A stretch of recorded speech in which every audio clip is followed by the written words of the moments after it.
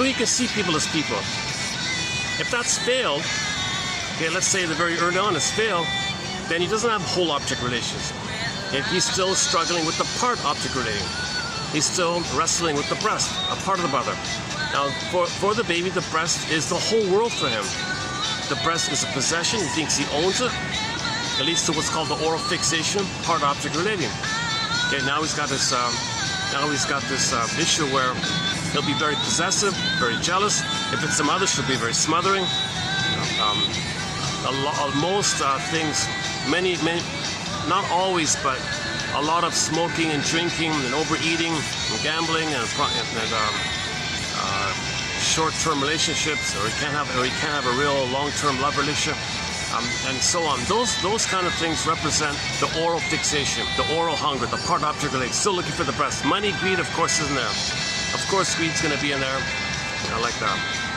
Because the baby needed the blissful oneness with the breast. He thought he owned the breast. So later in life, okay, when there's trauma, we have the unconscious hope for the fulfillment of old unfulfilled needs. So he turns to symbols. Okay, he's got to search for mother, but he can only do it symbolically because not in the past. The trauma takes place in the part of the brain that has no time, timeless, no time in that brain. Iguanas don't know time. That part of the brain likewise does not know time. Trauma, we repeat, hoping for a better outcome, undo the past, get the love that the child should have received. So you repeat, so you reenact. So there's no time, so you gotta reach for mother, and you'll be disappointed. How do you reach when you're not in the past? Well, look for symbols. It's a process called associations. So you want a mother's sweetness and soothing and comforts. It might be foods, fluids and drinks, and wheat and wine and beer and all that. Money is the main one, of course.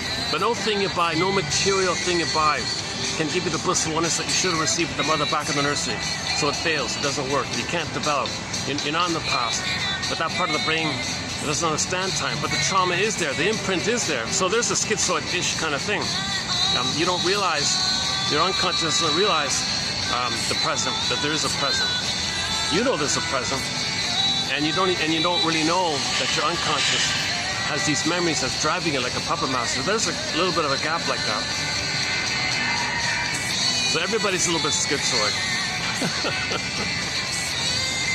If your body and mind are in perfect harmony, you're healthy like that. If there's a disruption in either side, it's going to affect the other side. That disruption is kind of that disconnect. The more of a disconnect there is, the more of a schizoid there is. So it's a question of degree. On the extreme one end, you got the people in the hospital who don't even know their body, and they think they're